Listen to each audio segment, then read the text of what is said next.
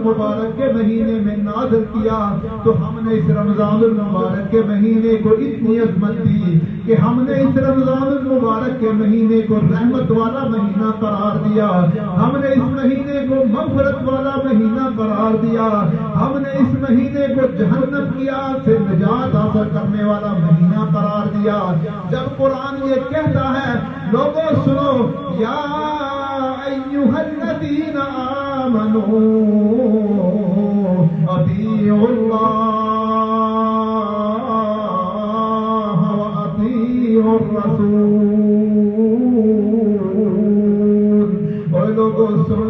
لو، اے لوگوں جو ایمان لائے ہو، اطاعت کرو اللہ کی اور اللہ کے رسول صلی اللہ علیہ وسلم کی اطاعت کرو۔ پھر یہی قرآن کہتا ہے یا